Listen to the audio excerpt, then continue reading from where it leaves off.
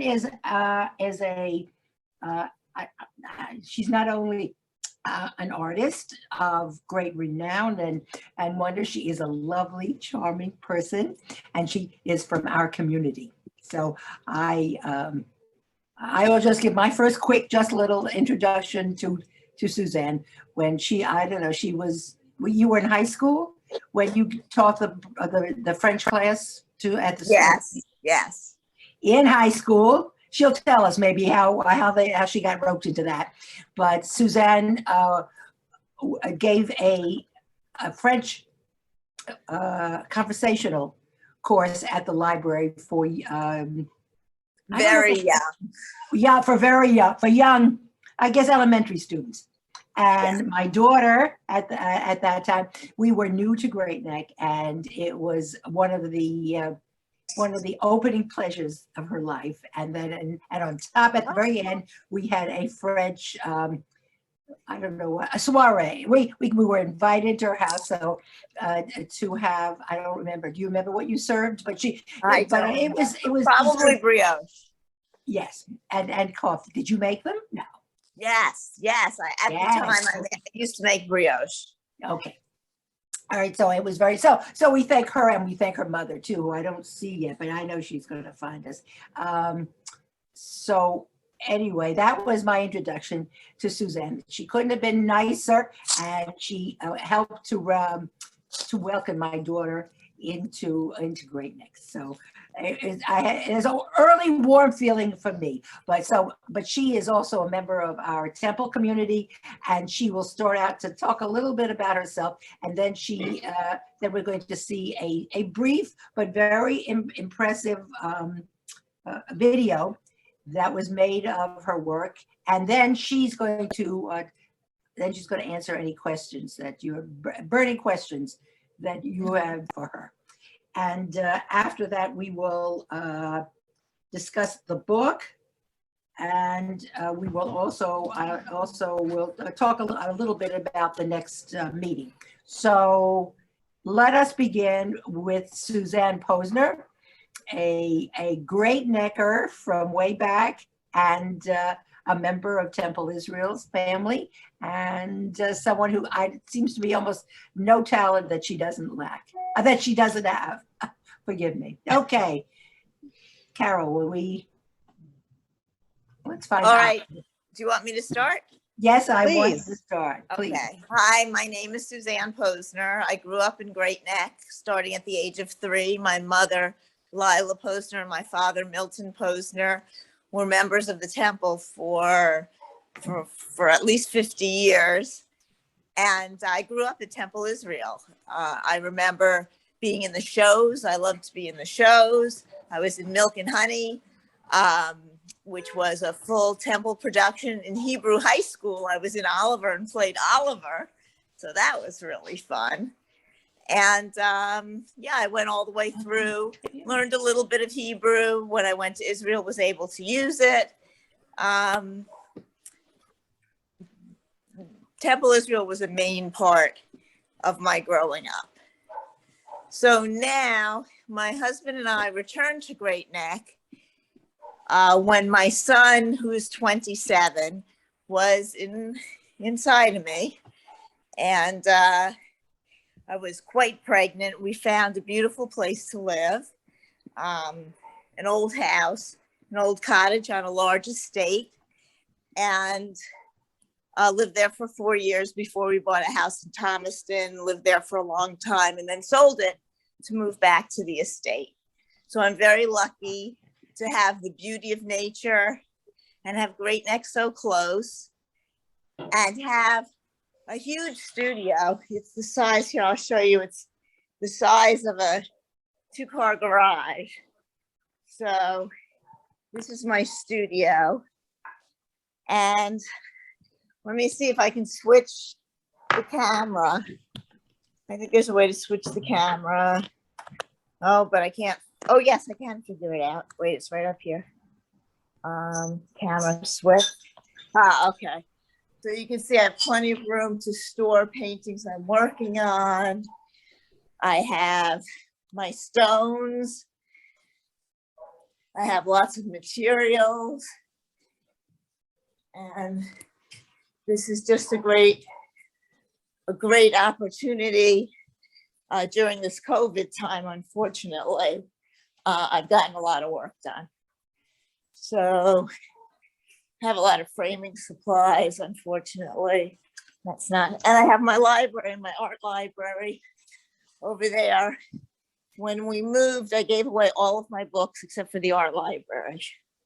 So let me turn this back around. There we go.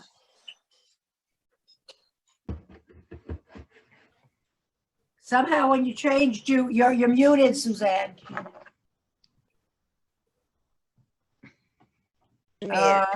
Okay, great. Okay, how long have I been unmuted? That's perfect. That was only a minute. Okay. All right.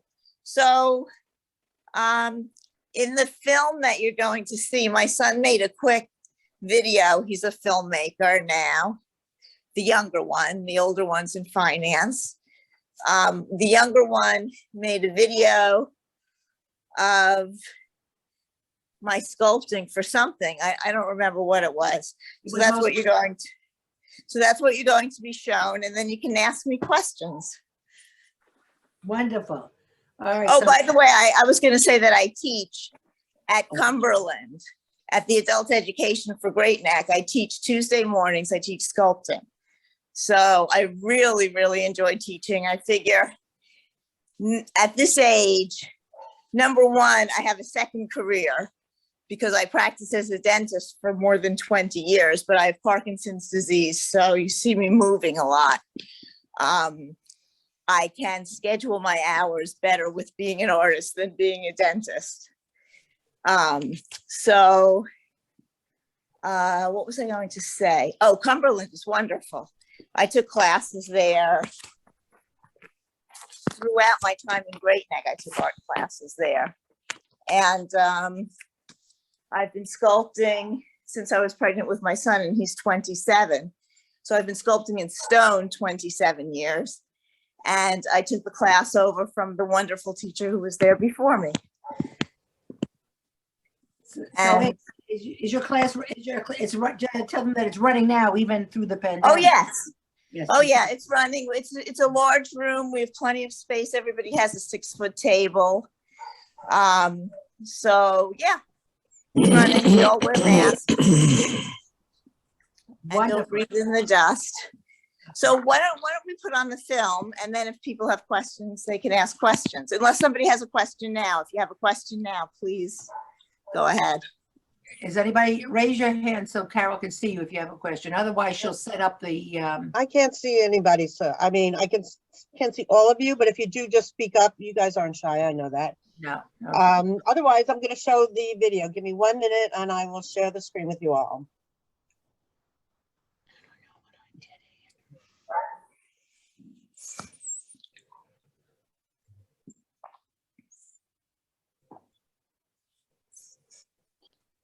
What? Yeah. My name is Suzanne Posner. I'm an artist. I'm a stone sculptor and a painter. I make jewelry. I make metal sculptures. I'll make art out of any materials available, really. I'm going to show you some of my work and then show you how it's done.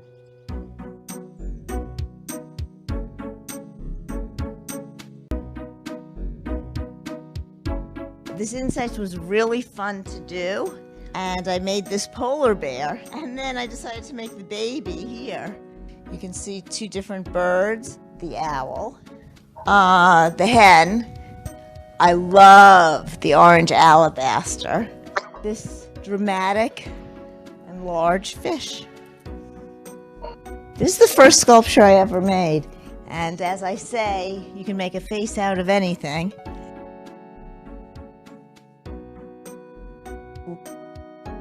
This one is called Insecurity. In fact, most of these heads have their thoughts in the back. He's dreaming of lovers. There. This was a non-representational sculpture, a shape. But actually, it kind of looked like a woman with her arms behind her head, stretching. This is the face, the arms, the hips, going down to the knees. A quick trace of a beautiful sculpture that I found in a book. And the stone wasn't exactly that shape, so I bent the picture to mimic the stone.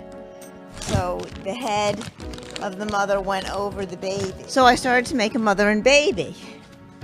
Well, I have mother and babies I've made before. So I decided to make a girl with a sea turtle. But why a girl? So I turned her into a mermaid. And there's her face. When it's polished, it'll look more like this.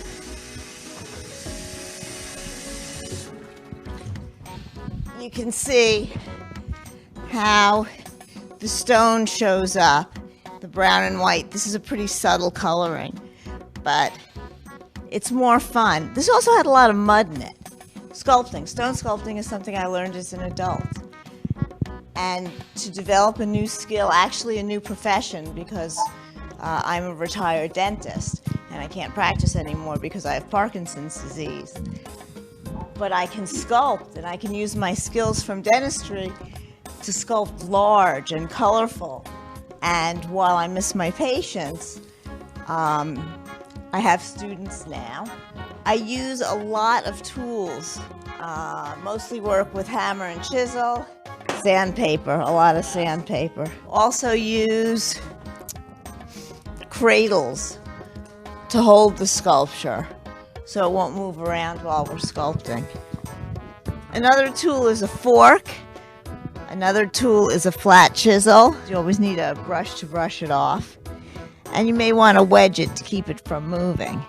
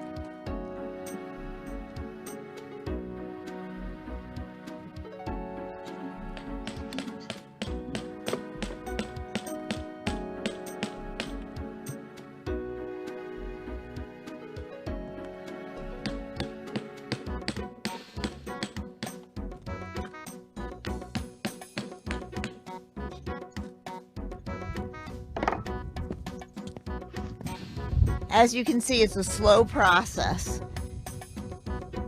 Hi, I'm Suzanne Posner. Thanks for watching. I've enjoyed showing you my sculptures. My son Russell is the filmmaker, and I must say I've never created anything as wonderful, as beautiful, as interesting as my two sons.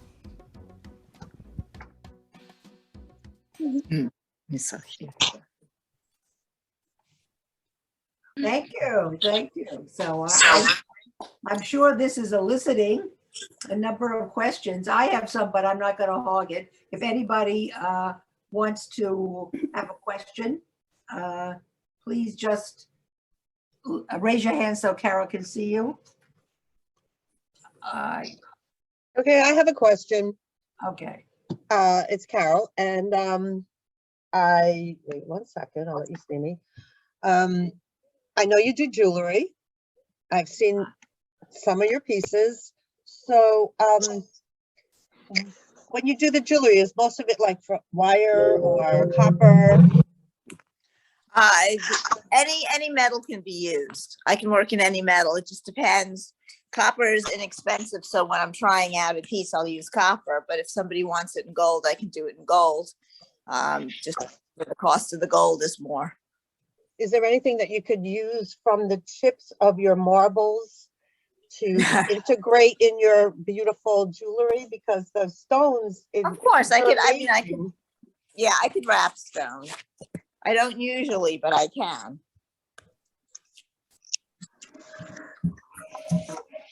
Anybody else?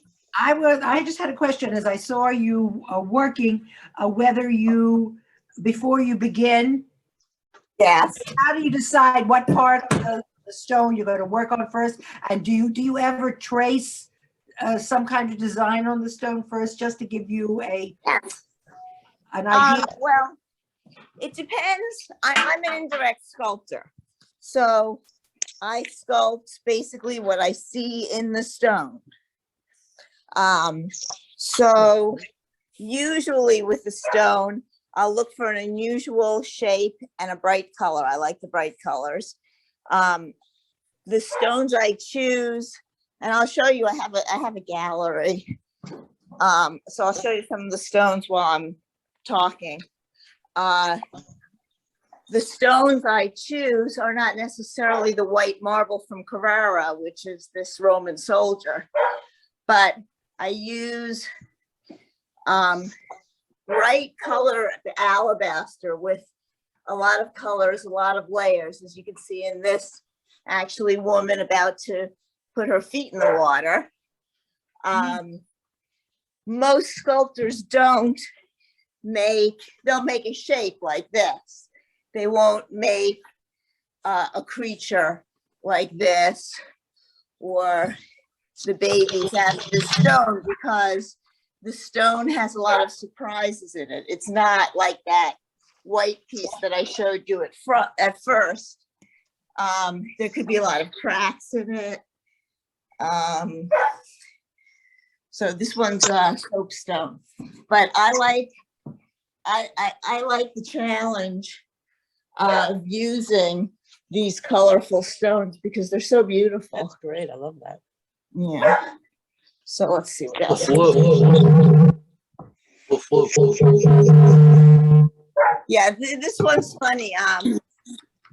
The stone, I started to make a woman, and she was looking over. I put her arm over her waist, and she was looking over her shoulder, and she looked very suspicious. I don't know, something wasn't quite right with this woman. And so I asked my husband, who's a big opera buff, what's a character? Who's a character who's going to, you see in the back, she's got right there a knife. She's holding a knife, if you can see, right here. So this is Tosca. I don't know if I pronounced that right, but yeah. And yeah, so most of my ideas aren't started right in the beginning. Like this, I started doing a flower, a big, what are those white calla lily? I started doing a calla lily, and it was boring for me, so I put this flower fairy into the front of it. And this one I actually got the idea from a clay sculpture I had seen, Insecurity here. All right, so I don't remember now what the question was. Well, yeah, whether you worked with a concept ahead of time or whether it just flowed. So yeah, but once I have the idea, of course, I get as many references as I can and work off of as many angles as I can also. In other words, I'll try to find a reference of the right side, the left side, the top, the bottom of whatever it is that I'm doing. I better put this down because I'm just shaking it all over. I'm gonna go back to where I was. can you tell us, do you prefer, for that reason, because it's such a complex idea, do you prefer it to just the two-dimension painting? I'm just wondering which you really prefer. It's not, three-dimensional is easier for me. Right. Stone takes much longer, of course, but to learn to look at something three-dimensional and make it two-dimensional takes some learning. And I've been lucky to have had so many classes around. I mean, when I lived in the city, I used to wander over to the Art Students League sometimes. I didn't have a lot of time because I was working. I'm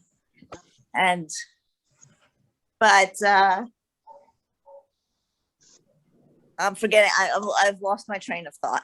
Yeah. But I do love painting. I like painting big and I like painting bright and I like painting people. I mean, I've done landscapes and still lives and all of that, but I love painting portraits.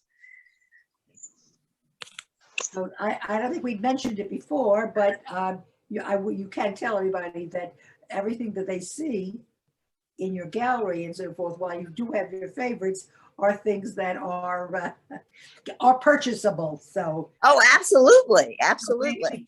Yeah, just to tell you that we just Suzanne's email will be shown, and anybody who wants to contact her, she is open to showing her gallery and also to parting. I'm sure reluctantly, but parting if necessary too. So, Of course. Yes. So no, I'm in shows. I sell my work. And as you say, if I have a favorite, I have enough favorites that I can sell any one piece of work. Very good. Because I don't know if anyone because the reason, although I actually didn't know, I didn't know that you were into sculpting now, and but I saw your work. Or maybe your mother did. I don't. Whatever. I was. I work in town recently. I was so impressed that, first of all, I love the idea that you may have noticed in Great Neck, we unfortunately have a number of empty stores, and that it has been a project of, I don't know, just the plaza. I don't know if it extends further than the plaza, but that to fill the spaces that are unoccupied at the moment, hopefully just at the moment, with beautiful artwork. And Grace Avenue was a site where Suzanne's sculpture was, and I was just blown away, honestly. I can't remember now what the piece was, but it was, I said, oh my gracious, how could we not have her show some of her things?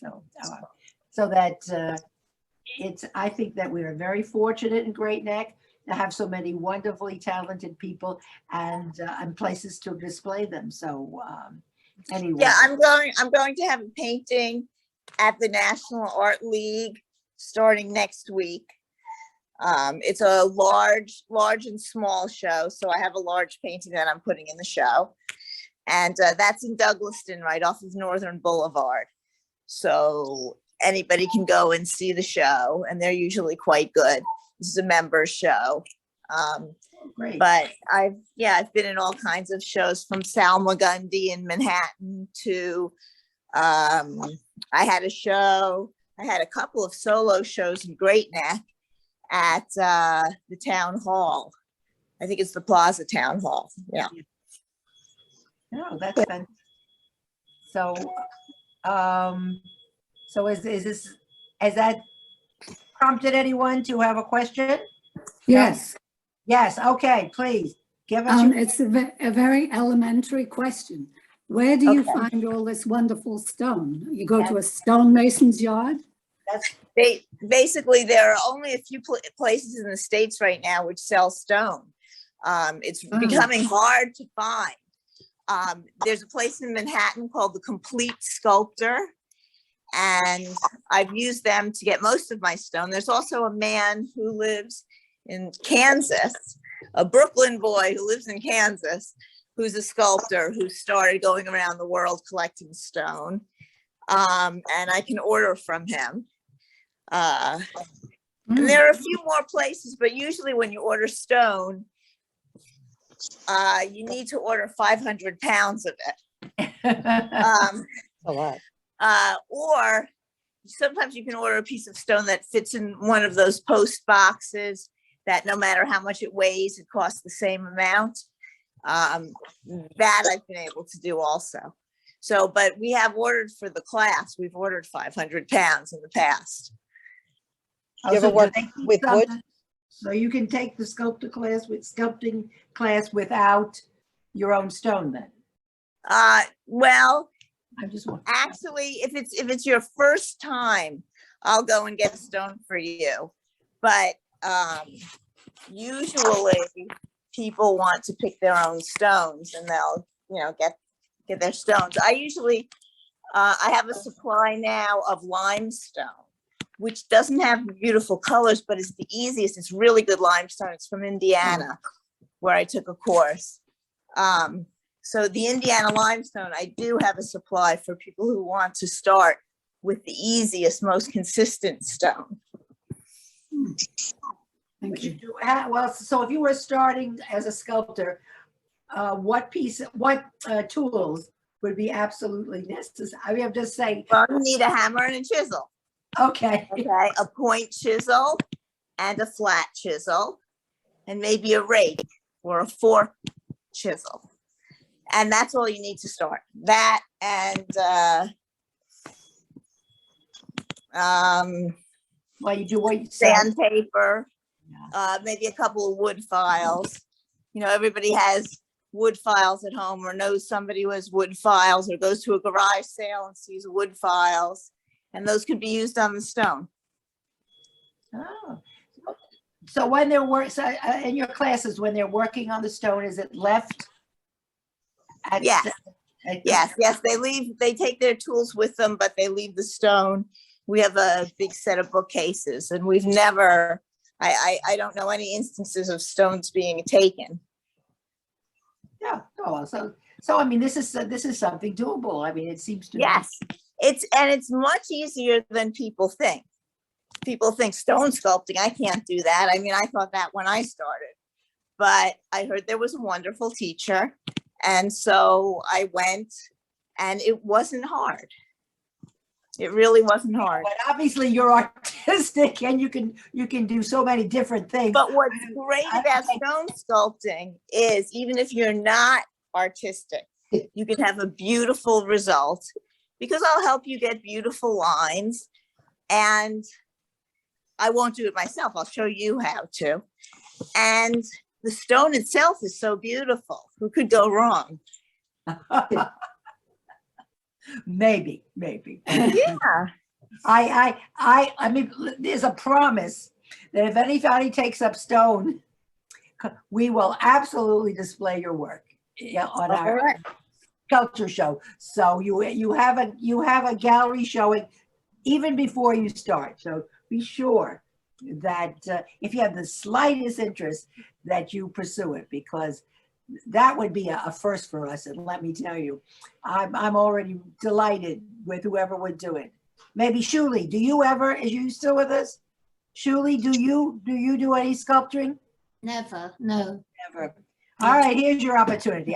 You must meet if you don't know Shuli, because she is a wonderful artist as well as you, and I just see that you would have a mental bonding that I can't believe you wouldn't enjoy. So I can't see Shuli, but I know she. I don't know why I have so many people on my. Oh, here's a gallery view. Maybe I could find Shuli. I can't find the gallery view. All right, so yeah. Oh, gallery. It says on the top. Oh, I don't know. Honestly, I don't know. I don't know on a phone how to do it. But Shuli is raising her hand, and she shared with us too. And I have to say that she's just a wonderful artist too. And I want to make a shidduch there. So anyway, I'm gonna be after the two of you. But she doesn't, because I'll bet she'll be good at sculpturing, because I know that when I spoke to Suzanne, Carol and I were talking to her, she said, well, if you do one, you should be able to do all well, which I don't necessarily see if it's true, but if she says that, maybe it is. So I think. Well, people do concentrate on one thing or another usually, but I feel that a really good artist, what impresses me in an artist, let me put it this way, not necessarily a really good, what impresses me is when an artist uses many mediums. Am I still on there? Because I don't see. No. You are, but your you need to click on your video back because we hear Okay. you, but we don't see you. Okay. All right. I'll try and find it. I think she's using a phone, so I mean, I certainly couldn't help her. I probably couldn't help her anyway, but You're yeah, back. she's back. She's back. She's back. Okay. Okay. So I just think it makes it more interesting. I think I'm a lip reader, so that's why I love to see people's faces. Anyway, so that it was wonderful, and I will repeat again that that there is. I think first of all we have a wonderful adult education program, and that to have fine arts like this is really, I don't know that I really don't, I can't say from any knowledge, but I think it's a really wonderful thing that you have this available to you. And as you might have noticed, there is along with the people who have been here, many of them, I would say even most of them, have spent some time in an adult education course here. You don't think so, Laura? Nope. I know anyway. No, but I know George has spent. I know a lot of people who have used the facilities, and I think as part of this program that I think attracts people with a great deal of imagination and living in. Yeah, Laura and I have a printing class on Fridays. Well, then I'm going to ask the two of you. No, that's Suzanne, that's Karen, my daughter. Oh, of course. It's with Karen. I'm sorry. I'm You- you moved- thinking Karen, Laura. I was thinking Karen. I used to drive you to Hebrew Of course, school. it's so familiar to me. You were my kid's carpool for Hebrew school. Yeah. Yeah, well, the good and the bad of being in a small, relatively small community is that you know so many people, and that's going to be the lead. Oh, it's only been good. It's only been good. Well, yeah, you have to look at this as a possibility. Maybe it's better you want to be a little bit more anonymous in this world, but it's very hard not to know somebody in Great Neck. As a matter of fact, we went to, my husband and I, in our travels, went to Antarctica. Wow. And there wasn't even, I don't even think there was anybody else from New York there, except this one couple. And I mean, I didn't even know where they were from, but we were waiting for luggage in the same place at the beginning of the trip. So we just started talking because we were waiting for our luggage next to each other. And she said, well, where are you from? And I said, oh, you probably wouldn't know. And she's Judy Bosworth's sister.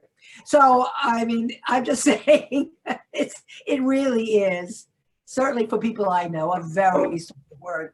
So I always told my children, just remember, somebody somewhere is going to know you. So don't think you're all that anonymous. So live like you're out in the world. So it is, our world is expanded by this visit, and I'm so happy that you shared it with us, and I thank you very much. And Thank you. Thank you. Thank you, Suzanne. Aline, did you want to say something, Aline? Yes, I just think that you are an inspiration to all of us. You only don't do what you can't do, but you found so many wonderful things to do. It's been a pleasure to just meet you. And yes, you resemble your mother. You've got her smile. Yeah, it's true. Thank Speaking you. of your mother, I don't know why she didn't come on, but please let her know to call me because I'm recording this, so she will be able to see it, okay? Okay, thank you. Okay. All right, you're gonna talk about the book now, I assume, Yes. your book group. All right, so I'm gonna go. Okay. Thank you very Thank much. you for so coming. much. It's easy. Thank you so much. It was great. Thank you. And we will, Right. yes, and we will get you, I tell you, Carol and I only have a very small finder fee for, Ah, Well, you got Okay, it. You so got it. enjoy. Yeah, it's a piece of art. That's our finder's fee. You got it. Finder's fee, yes. Oh, you want a whole piece of art? Ooh, Hey, listen. you have to come over and see. Yeah, baby. Doesn't Everything's have to better be in big, it person. could be small. It could be a baby. Everything's better in person. All right, now I have to see how to leave. All right. There I am going. No, so Bye. you better Bye. talk about it. Yes, all right. Thank you. Thank you. That was wonderful. And so let's just get down to a little bit of business. We are talking, before we talk about, and it's funny, the lost shtetl, the fact that I said to her that you're a part of a really small community, no matter whether we have a couple of thousand people or not, is a great lead-in to our story, which we will discuss. But before I do that, I just want to say we will in March. You should be by tomorrow getting a book. We are going to be reading. And if you don't have it, I didn't get a chance to talk to Rayanne about it yet, but she could probably even find it today. We're going to read Morningside Heights by Joshua Hankin. And if you prefer reading